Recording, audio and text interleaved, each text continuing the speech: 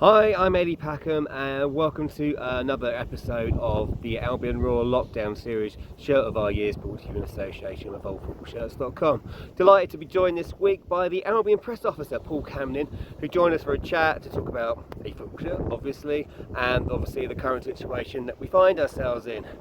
If you've never listened to one of these before, all you have to do, sit back, kick your shoes off, get yourself a brew, and enjoy and look back to a time when we used to watch football.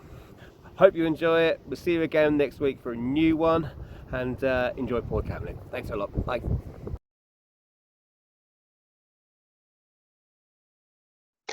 Hello and welcome to another episode of the Albion Royal Lockdown Show of Our Years, and I'm delighted to be joined by the Albion press officer Paul Camillin. Now, Paul's a man who knows a thing or two about football shirts. He's been a stalwart of the Albion for many years, and I mean, many of you know his role now, but of course you started with Goals Eye, didn't you, Paul? And that was a long time ago. Yeah, cool. Now you're taking me back, actually. And funnily enough, I spent an hour this afternoon looking through Stuart Weir's photos that he's just put up online. I'm sure a lot of Yeah, they're Albion on. fans I have was seen tell those you. too. And yeah, the football was awful, but what great times in terms of friendships made and people you got to know, and we were sort of all united in a cause, and happy times in some respects, although the football was pretty dreadful, and the fear for the future of the club and the state of the club was perilous. But yeah, but like you said, I mean, the relationships made, the camaraderie. I mean, this went on for some time. Obviously, the trying to save the Goldston, trying to like get to the Amex, getting us out of Gillingham.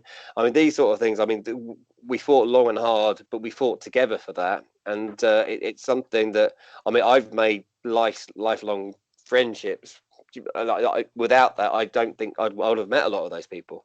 Yeah, I agree with that, and I think I was chatting to somebody the other day, and we were sort of talking about how well Paul and Tony have led from the front with the current situation. And obviously, the thing that I would say there is, Tony certainly was around then. I remember him and Darren, just as supporters back in the late '90s. But Paul wouldn't have been around then. But I think he knows the history. He's read the history, and he understands what went on, and the community spirit and the bond that grew from that, when obviously Dick and Martin came in and took the club over, and subsequently has just grown and grown and grown. So people understand that there's a special bond, and that's where its roots are, really, in those dark days of the late 1990s. Little WhatsApp group, a few of us that used to be involved in the fanzines, and we were chatting earlier today about it, and just some of the stuff. And we sort of listed a lot of the things that went on and a lot of things that we did. One of my favourite moments was the night David Bellotti was deselected at Eastbourne, and there was 100 Albion fans outside this civic building down in Eastbourne cheering.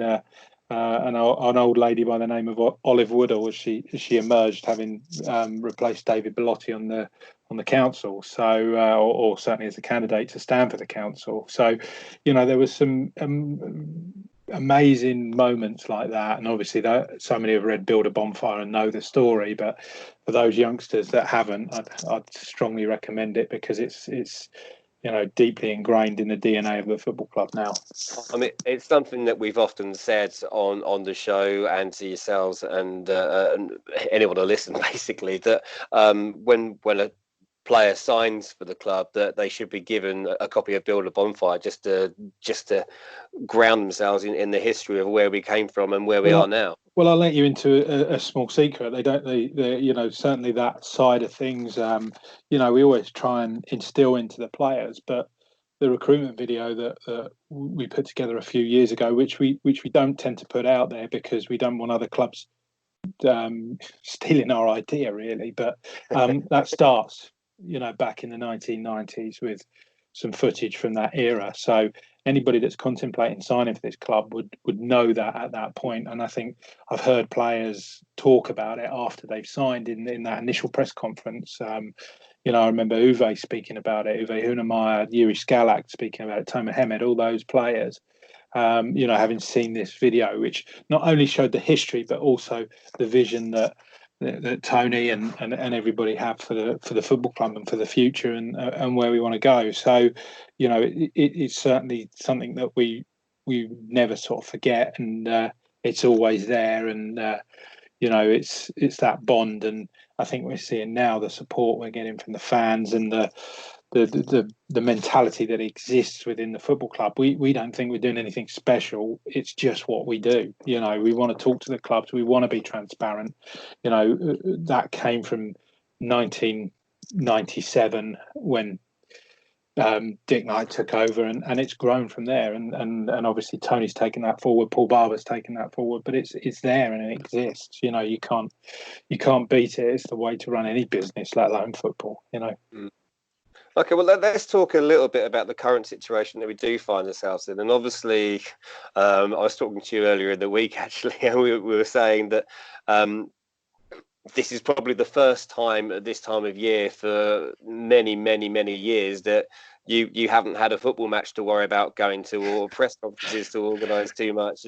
But I mean, you're so busy. We're still doing the press conferences. Yeah, I was going to say, because we're seeing the content that's coming out of the club, and we're seeing the stuff that you are actually doing, and it's fantastic that you mentioned it earlier, that the club are continuing to engage and keep the supporters involved, because I mean there's a lot of people out there that really are missing football, and it's their one opportunity to get out of the house sometimes, and it's one thing that gives them an actual purpose. So the fact that you are continuing to do that and engage people, and as you said, Paul and Tony have been absolutely brilliant and leading from the front. It's amazing.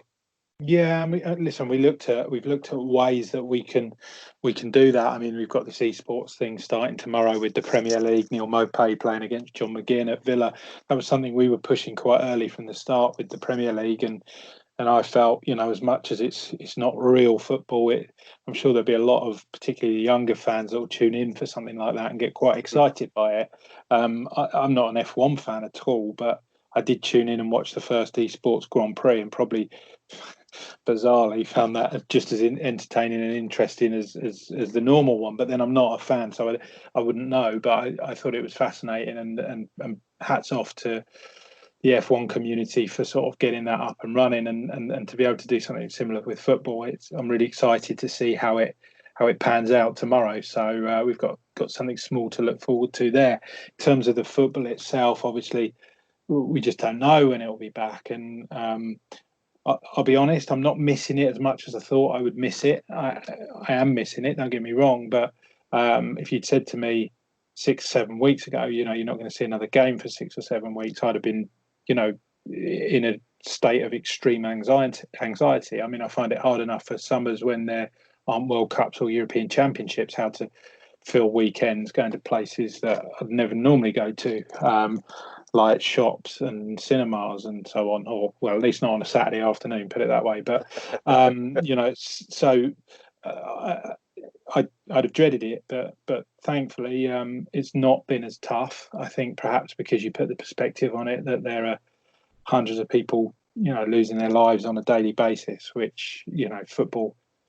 The old Shankly quote gets rolled out time and time again, but actually was said very much with tongue firmly in cheek by Phil Shankly, and Liverpool fans will tell you that it was said with a huge degree of sarcasm that he meant football isn't more important than life, and certainly isn't more important than death. So you've got to put it in perspective. It's good that the club have been so done that from the off, and actually I think had the foresight to see what was important from the start. With that in mind, it's difficult to bleat about, I can't watch football on a Saturday afternoon. And I'm enjoying a lot of the retro content. We're doing it on the website. great to see Ben Roberts with his rascal hair on BBC yesterday afternoon. I'm sure you tuned in for that. I even enjoyed the Palace Liverpool game from the 1990 Cup semi-finals, which anybody that's old enough to remember that Sunday, I mean, what an epic day that was. Those were the days where you know Super Sundays weren't heard of, but that was probably the first ever Super Sunday, back-to-back semi-finals.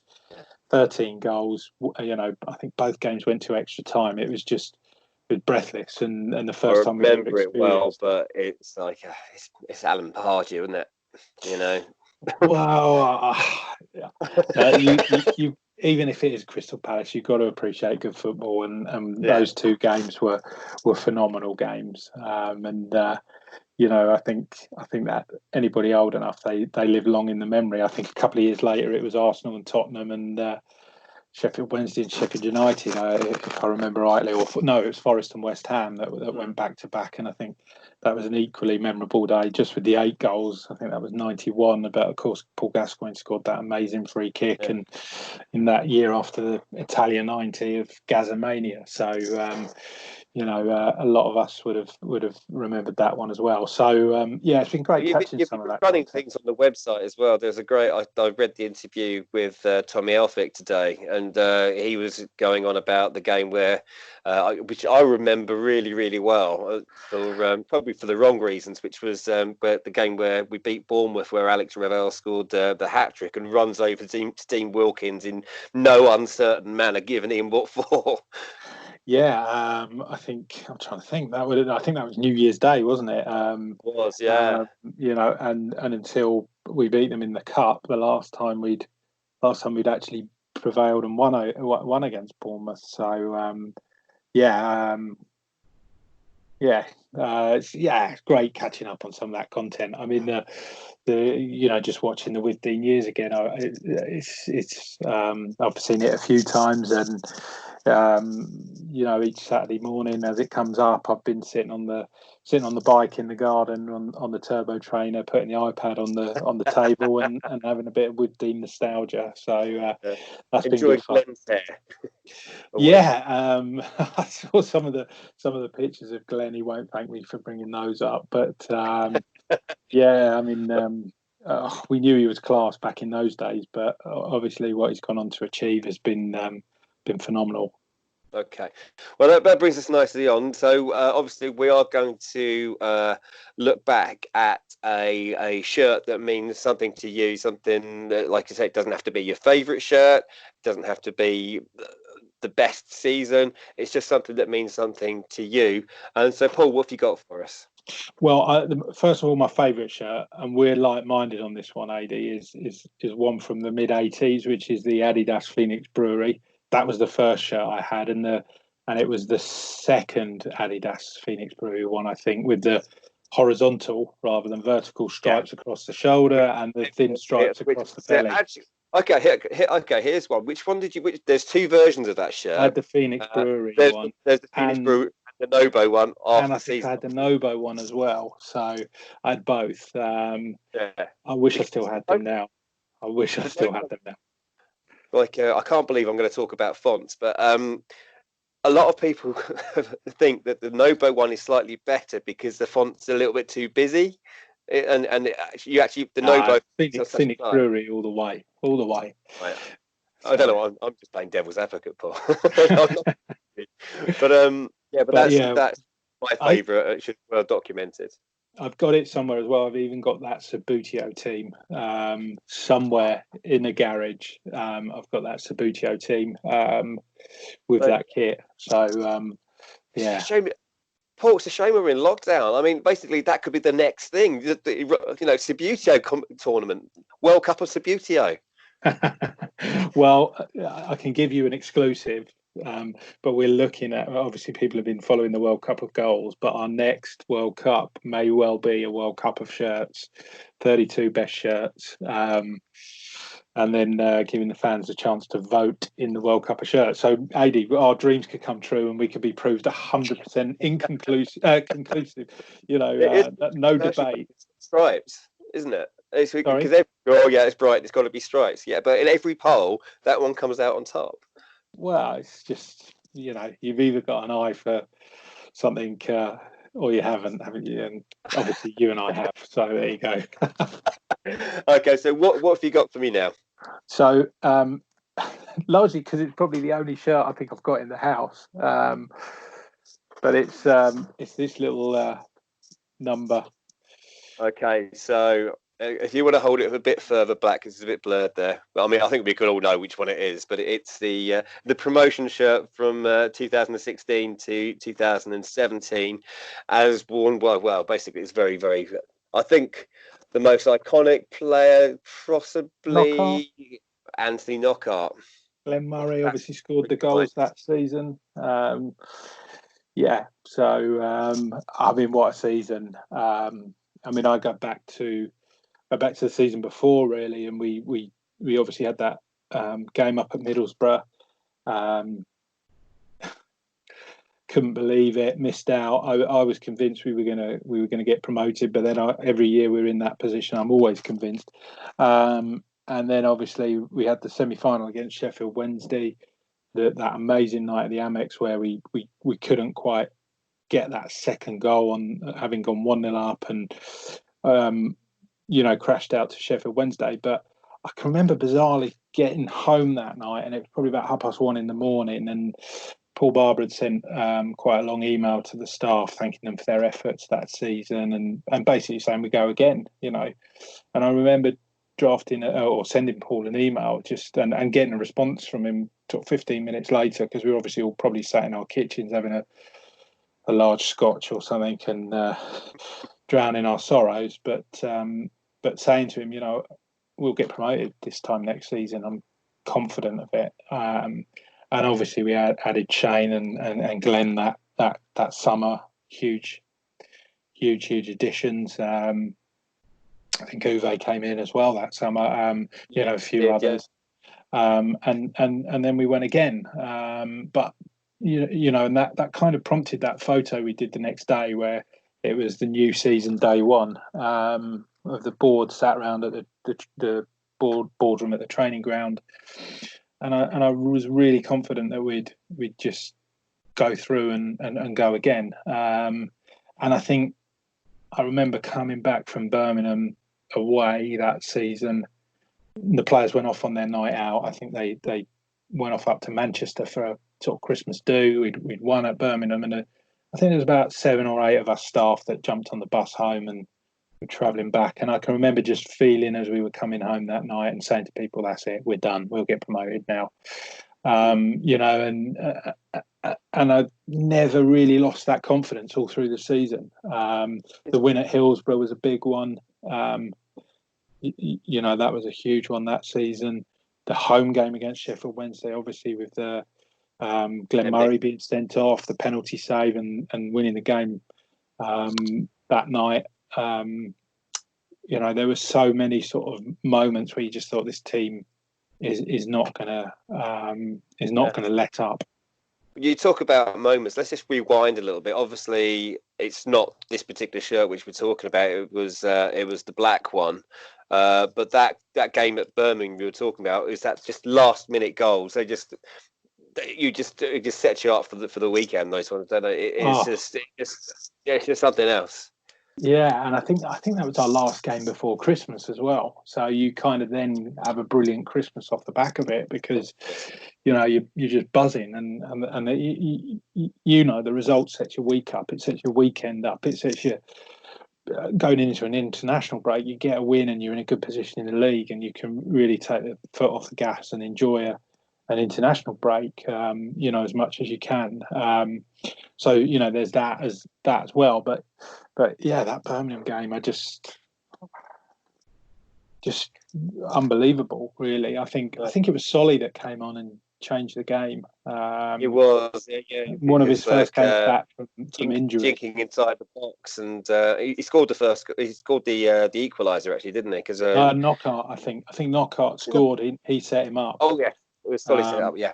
And obviously Anthony sunk to his knees and celebrated, and then obviously Glenn got the winner, I think, with Anthony taking the corner. So I mean, that season there was times when Nocky was just unplayable. just literally unplayable. And I mean, I can remember first seeing him for Sven-Goran Eriksson's Leicester against us when Gus Poyet was manager, and we played away at Leicester, and just thinking, who's this guy? He looked such a good footballer. And I can remember being so excited when we brought him in from Standard Liège. To get him through the door, you kind of thought that would give us the impetus to go on that second half of that season and get over the line, although it didn't. But then we got the dividend a year later. And actually, one game where we were in that shirt, which was away from home at Wolves towards the tail end of the season, where we won 2-0. Knockout scored both the goals, and that was we're on our way.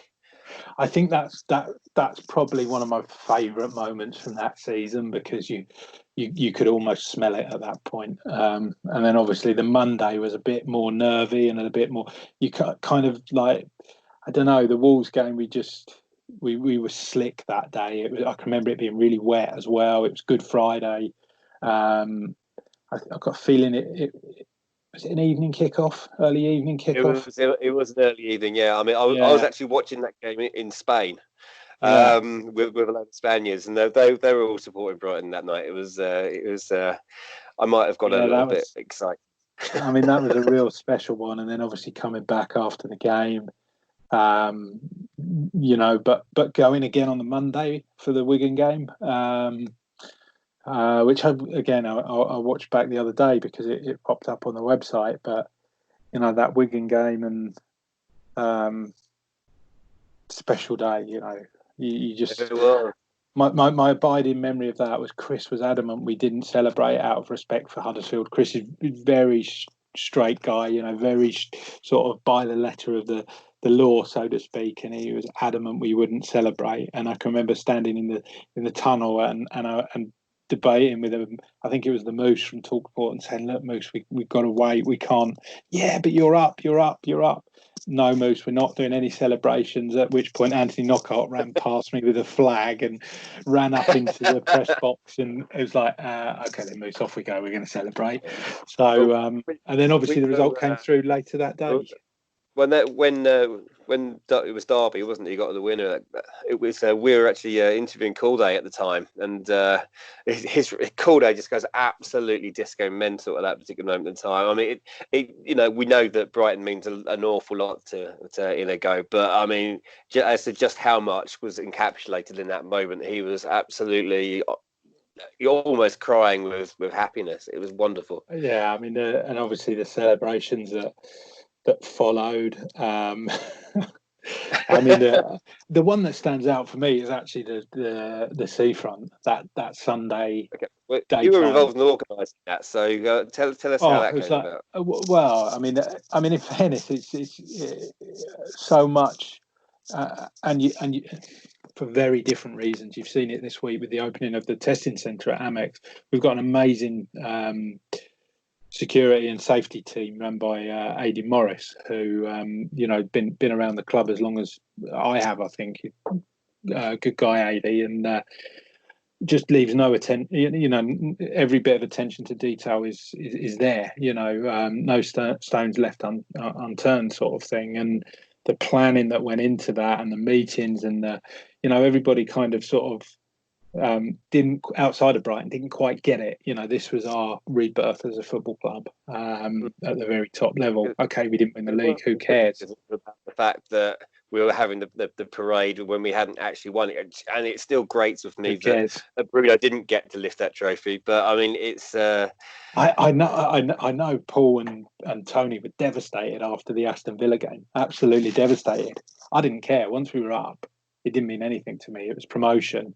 And Newcastle fans can take the mickey as much as they like, but those 6 points, or is it 6 points, 4 points we took off them the following season, kept us in division. So I'd rather have won that game and drawn at Newcastle that season than beating them to the title. So I got no qualms with it whatsoever. I thought, would it have made any difference to us in terms of how hard we celebrated and how much we enjoyed it? Nah, probably not. And it was great. Although it was pretty difficult, stood in the tunnel, seeing the medals and the trophy, because at one point they were all laid out. At one point we were champions, and then obviously Grealish scored. I think I was down there, funnily enough, with Adi. Adi had brought the chairman down. We were all stood in the tunnel, and obviously Grealish scored late on. So it was a bit like that bit on Bullseye where they'd say, and this is what you could have won. You could have won. Yeah. The speedboat gets wheeled out. For Villa fans, it definitely would have been a speedboat, that's for sure. But it was. They're all right. They're not too bad. But I mean that parade as well. I mean, we talked about where we've come from and how we got there earlier in this interview. But that parade as well. We had the players that got us. They were all there as well. So the likes of Harty and Kerry and Michelle. Yeah, I think that was important and a lot of planning. Tom Gorringe is now down at Bristol Rovers and Mark Dring, who were in the marketing team then. They were sort of doing that. Tim Dudding, Adam Ty did all the video work, and obviously Richie and Anna did the presentation on the day. But it was a phenomenal day. The bus ride through the town. We had all the media on the bus, and you're trying to manage the boys and having a beer, and it was great fun. It was just great fun, and absolute privilege to be in that position. And then that evening we had a staff do at the Metropole, and typical of Tony, it was a pretty lavish affair, shall we say. In fact, I got this out and I brought with me the little. I don't know if you can see that there. That was the little wristband that we got. Norman DJ'd that, didn't he? Yeah, so we had this exclusive gig with Norman DJing and Tony being sort of given the bumps in the middle of the dance floor and thrown up in the air by the players. It was just an amazing evening. And then obviously the following morning coming down for breakfast with a hangover and seeing everybody having a bit of breakfast. But, fabulous times. And then, of course, one of the other great nights that stands in the memory with that is the night we had at the Comedia with John absolutely... off his box. Oh, he went off the stage. Yeah, this I think that footage is still on YouTube somewhere. Of him, he very much enjoyed the hospitality of that. It was the Build a Bonfire night. I watched it the other day because there's that one line in Golston Ghosts which always got me back in the day. About being a bunch of happy fans without a care, and it's quite poignant now as well. I think there will be a time when we will be that again. And I think I always remember Bill Swallow saying to me when we were fighting for the stadium, and there was the real dark days, and it didn't look like it looked like the stadium was in doubt, or we'd be down the bottom fighting relegation. And he used to go home, close his eyes, and visualise being in a seat at Falmer. And I think we can all afford ourselves a little bit of an opportunity to do that, because it will be. We waited 12 years for that stadium, so we can wait however long it's got to be. Hopefully it won't be 12 years. I'm sure it won't be. But we're used to being patient as Albion fans. We're going to have to be patient again, and we'll be back there. As a Premier League team, which I'll be honest with you, there were times where you would never have believed that. No, certainly not in 97 for sure. But okay, Paul, we'll leave it there. It's been wonderful talking to you, and obviously stay safe. There's a lot more shirts to come. We've got some great names coming up. We've got Adam Virgo coming on joining us next week. I'm not sure he's still got a shirt that will fit him, but we'll certainly. We certainly enjoy chatting to Adam. He's got some great memories, and he's provided us some great memories as well, hasn't he, Paul? Yeah, absolutely. And just well done to you and the guys. I've been listening in on the podcast, and it's great to obviously hear that what you're doing and keeping people entertained, and keep doing it. We're big fans of the Raw, where we know you guys are massive fans, and it's a great show, and you do a brilliant service to the fans. So keep it going, because it certainly keeps Saturday lunchtimes interesting ahead of the football for sure. Absolutely. We'll leave it there. I can't top that, Paul. I can't top that. So cheers, thanks for tuning in to the Albion Raw Lockdown show, and we'll see you for the next one.